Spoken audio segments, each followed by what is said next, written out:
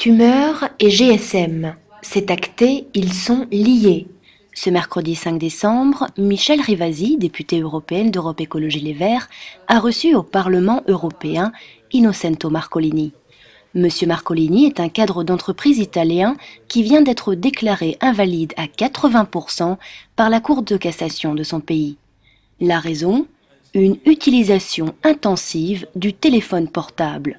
C'est une première en Europe. C'est un sujet vraiment très polémique et très tabou. Le sujet de la téléphonie mobile et des risques sanitaires.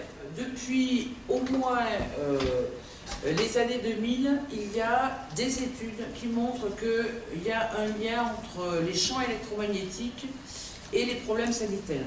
C'est important de montrer aux gens les effets sanitaires liés à la pollution électromagnétique. Qu'elle soit sur le portable, là c'est très net, parce que là on voit qu'après 6 heures ou 7 heures d'utilisation par jour, ou même, il y a eu une étude de fait où c'était 8 heures par mois. Vous voyez, ça dépend énormément pour des jeunes, ça dépend énormément des gens, qu'il y a un risque sanitaire. Et ça, c'est pas encore inscrit dans les neurones de nos parlementaires. Parce qu'on ne peut pas légiférer si les gens ne sont pas conscients. Et votre directeur commercial, le problème c'est faire le lien. Vous avez des gens qui ont des tumeurs au cerveau, mais ils ne font pas le lien avec l'utilisation du portable. C'est pour ça qu'on dit que ça peut être un scandale comme l'amiante. C'est que les gens, quand ils ont fait la relation entre l'amiante et le mésothélium, le cancer si vous voulez, de la plèvre du poumon, ben, ils ont dit, voilà une relation.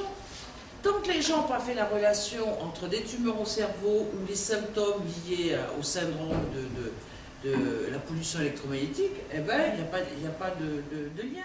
Mais les arguments de précaution ont encore du mal à passer face aux industriels et aux autorités sanitaires. Pour elles, les portables ne sont pas nocifs. Il est urgent de légiférer sur les dangers de l'utilisation intensive du téléphone portable, tout comme les dangers liés à la cigarette. Des campagnes d'information officielles doivent être menées, et surtout auprès des jeunes. Donc c'est, juste avant la période de Noël, un cri d'alerte, un cri d'information vis-à-vis des consommateurs que nous sommes tous.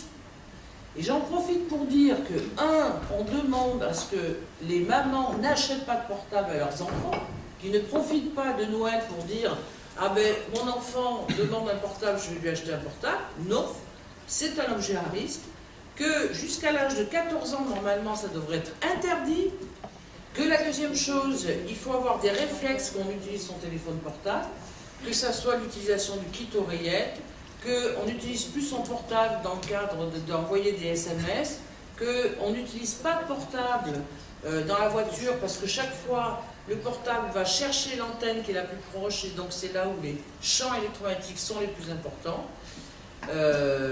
Et que quand on fait le numéro, il faut attendre que ça décroche avant de le mettre à l'oreille si vous n'avez pas de kit oreillette. Il y a tout un ensemble de réflexes qui permettent de protéger l'individu vis-à-vis du téléphone portable.